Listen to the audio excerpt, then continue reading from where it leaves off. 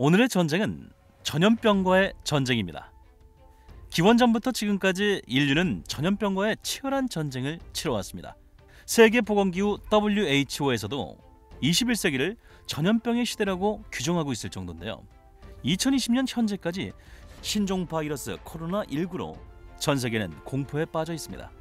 고도로 발전된 현대의학으로 치명적인 질병을 극복하고 나면 또 다른 신종 질병이 우리를 위협하곤 합니다. 말 그대로 질병 정복이 인류의 영원한 숙제다라고 말할 수 있죠. 그렇다면 지금까지 알려진 세계의 전염병들은 어떤 것들이 있을까요? 전염병의 역사는 기원 전으로 거슬러 올라갑니다. 가장 오래된 전염병이자 최초의 전염병, 천연두입니다. 오늘날 인류에게 있어 가장 심각하고 가장 오랫동안 영향을 끼친 전염병인데요. 호환마마라고 들어보셨을 겁니다. 우리나라는 예부터 호랑이만큼 무서운 게 마마, 즉 천연두라고 할 정도였는데요. 천연두의 역사가 기원 전까지 거슬러 올라간다니 신기하죠. 천연두의 존재를 증명할 수 있는 가장 오래된 증거는 기원전 1157년에 사망한 람세스 5세의 미라입니다. 미라로 시신이 잘 보존되었기에 얼굴에 있던 곰보 자국을 확인할 수 있었던 겁니다. 그 흔적으로 천연두가 그 당시부터 창궐했다고 추측하는데요. 천연두는 전쟁과 무역 등 인간이 이동하는 동선을 따라 자연스럽게 퍼져나갔습니다. 그렇게 아프리카에서 인도와 유럽으로 전해졌고 1980년 WHO가 종식 선언을 하기 전까지 여러 국가와 많은 사람들을 죽음으로 몰아가며 인류 역사와 오랫동안 함께합니다. 현존하는 기록으로 자세하게 남아있는 최초 전염병은 기원전 430년 고대 그리스를 덮친 아테네 전염병입니다. 펠로폰네소스 전쟁 중 아테네에서 일어난 질병인데요. 당시 아테네가 이끌던 델로스 동맹과 스파르타가 이끌던 펠로폰네소스 동맹 간의 전쟁이 한창이었습니다. 스파르타의 침공으로 수많은 촌락민들이 아테네로 몰려들었고 이들은 좁은 공간에 많은 사람들이 밀집해서 살고 있었습니다. 그러던 중 물자 공급 통로였던 아테네의 항구 도시 피레우스를 통하여 질병이 시작됐고 군인과 민간인이 밀접한 아테네는 전염병이 퍼지기 너무나 좋은 상태였습니다. 아테네를 덮친 이 역병은 군인과 민간인 3분의 1을 죽게 만듭니다. 그 당시 의학 수준으론 이 질병이 무엇인지 알 수도 없었고 스파르타 군들이 우물에 독을 탔다는 의심만 가득했다고 합니다. 그 후 이 질병의 원인은 최근 현대에 와서 밝혀집니다.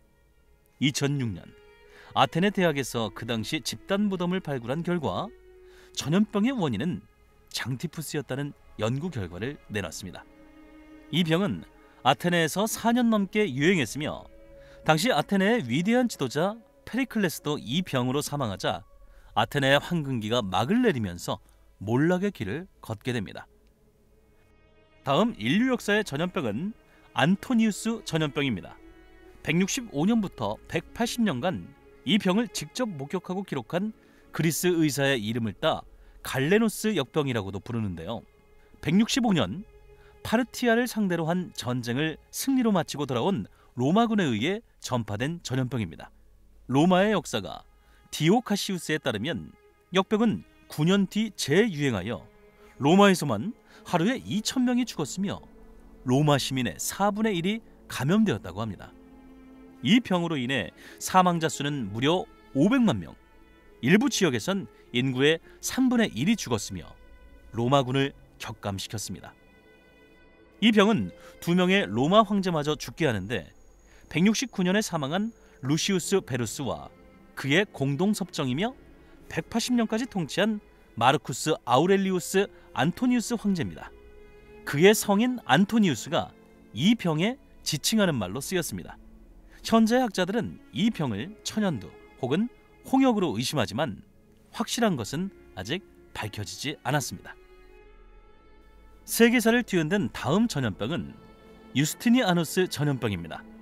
로마 제국이 멸망한 후 고대 세계에서 가장 강력한 국가는 동로마 제국이었습니다.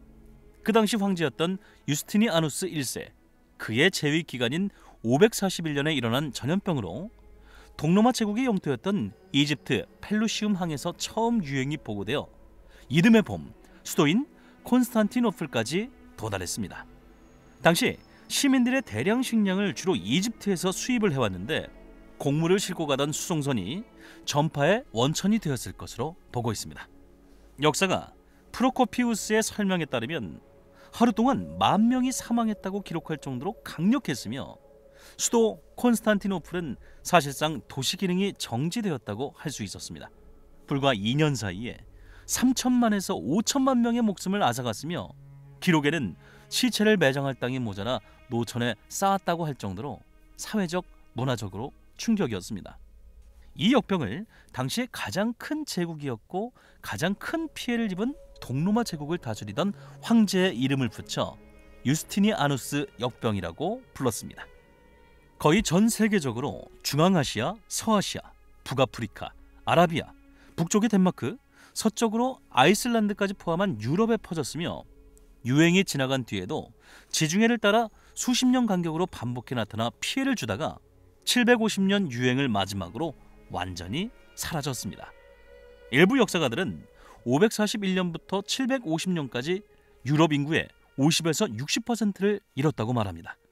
독일 고고학자팀이 당시 역병으로 죽은 후 독일에서 매장된 유골을 분석한 결과 DNA에서 14세기 흑사병과의 사촌인 림프절 패스트로 확인되었습니다.